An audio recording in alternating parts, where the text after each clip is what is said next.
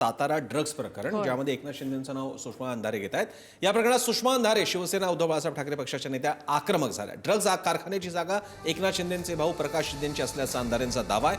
एकनाथ शिंदेंनी राजीनामा द्यायला हवा असं सुषमा अंधारे आणि अंजली दमानी यांनी मागणी केली. सातारा ड्रग्ज प्रकरणात उपमुख्यमंत्र्यांच्या भावाला वाचवण्याचा प्रयत्न होतोय असं संजय राऊत हेही म्हणाले.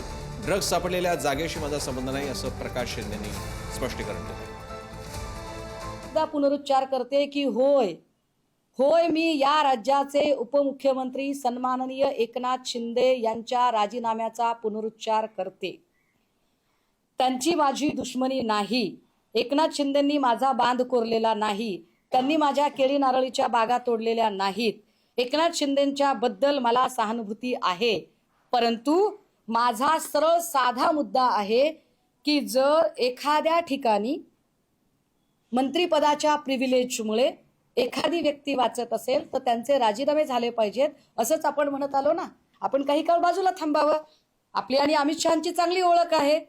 सगळं निर्दोष झाल्यावर पुन्हा एकदा आपण पदावर बसावं आमचं काही म्हणणं नाहीये. हे हॉटेल तेजयश आहे. आपण गुगलला सर्च केलं, इथे हॉटेल तेजयश आलं. जर ही कमर्शियल प्रॉपर्टी नसेल तर याला रेटिंग कसं येईल? याला रेटिंग आहे, शेअर आहे, वेबसाईट आहे, त्याचा मॅप दाखवलेला आहे रिसॉर्टचा.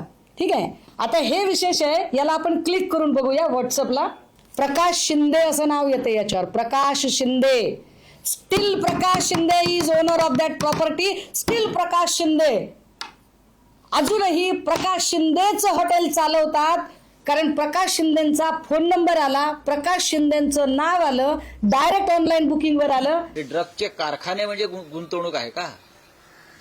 महाराष्ट्राच्या उपमुख्यमंत्र्याच्या भावाचं नाव आलेलं आहे साताऱ्यात. खरं म्हणजे मुख्यमंत्र्यांनी तात्काळ सातारच्या पोलीस अधीक्षकांवर कारवाई केली पाहिजे. हे जे कोणी तुषार दोषी आहेत त्यांनी कसं आणि कोणाला या ड्रग्ज रॅकेटमधून वाचवायचा प्रयत्न केला हे काल आमच्या सुषमा अंधारे यांनी स्पष्ट केलेलं. ते खोटं असेल तर त्यांनी पुढे येऊन सांगावं. पण या राज्यामधलं ड्रग्ज रॅकेट आता सत्ताधाऱ्यांच्या घरापर्यंत पोहोचलं असेल आणि तिथून ही सगळी यंत्रणा राबवली जात असेल त्या महाराष्ट्रात काय राहील? आत्ताच्या घटकेला महाराष्ट्रात जर कोणीही मेफेड्रॉन सारखं ड्रग, ज्याला रेक्रिएशनल ड्रग म्हटलं जातं, तसं जर कोणी बनवत असेल आणि त्यात जर एकनाथ शिंदेच्या भावाचं नाव जे आलेलं आहे ते अतिशय शॉकिंग आहे. आणि ह्याच्यात चौकशी होईपर्यंत खरं तर एकनाथ शिंदेनी राजीनामा दिला पाहिजे.